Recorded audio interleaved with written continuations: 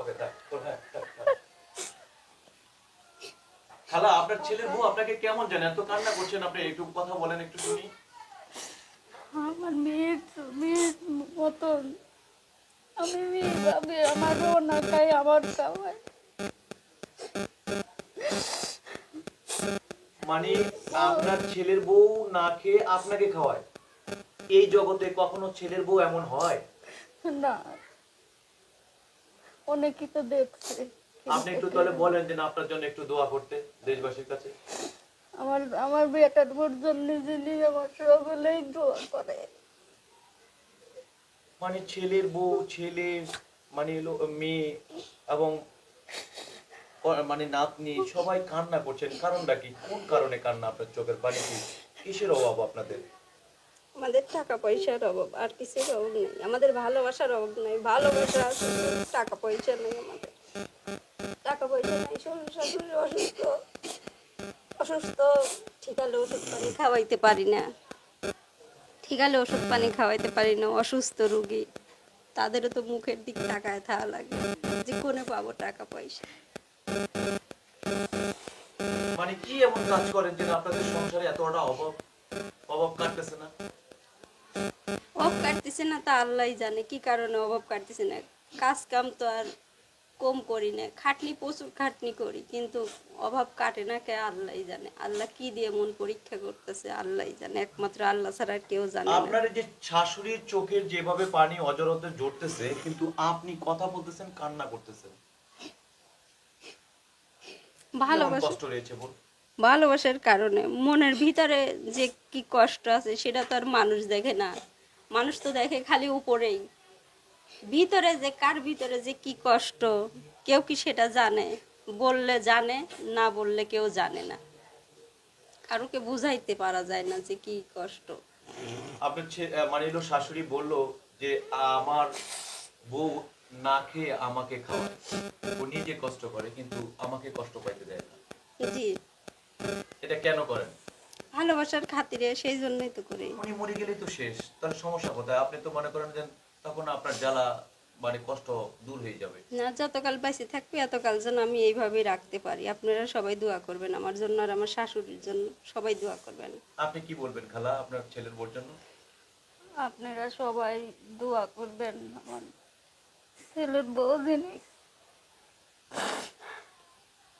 ছেলের বউর জন্য দোয়া করবে আপনার জন্য দোয়া করবে না আমার জন্য দোয়া করে লাগবে না আমার ছেলের বউর জন্য নাতির জন্য যিনি সবাই আমার দোয়া করবেন। আমাদেরকে একটু বোন বলবেন যে আপনার একটু মেশিনটা একটু দেখাবেন ঘুরে ঘুরে আমাদেরকে একটু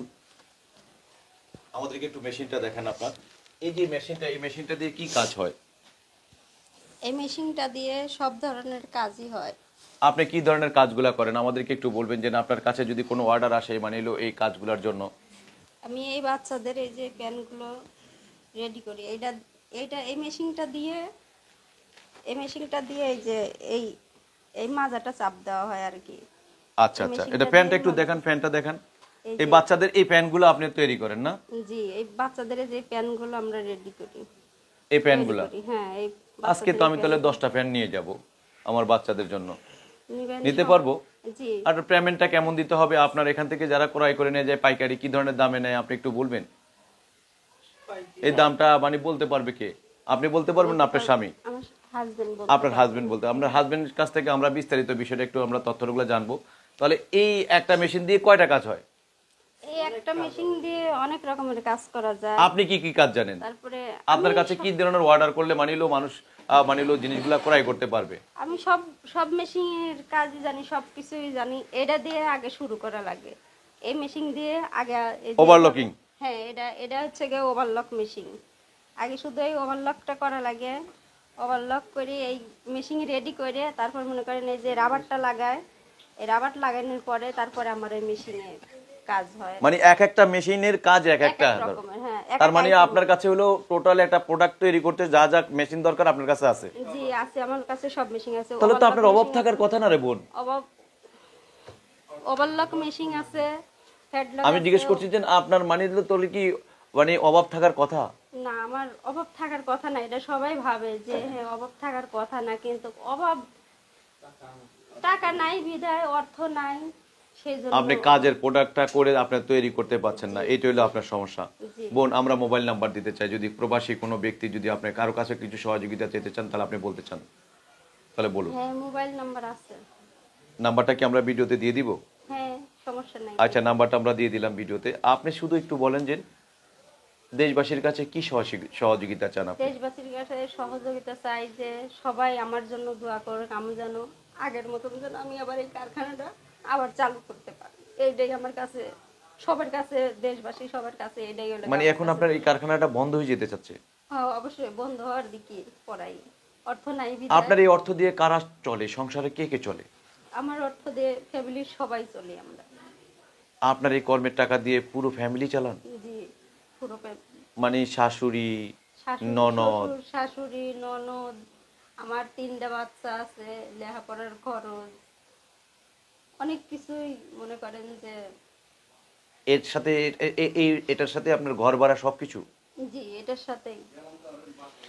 দর্শক, আমরা মোবাইল নাম্বারটা দিয়ে দিচ্ছি এই ভিডিওতে। আমরা কি মোবাইল নাম্বারটা আপনার মুখে নিতে পারি? হ্যাঁ, অবশ্যই। জি, নাম্বারটা একটু বলুন। 01740120623।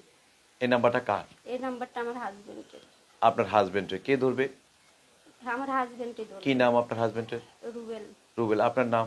আমার নাম শিরিন। শিরিন।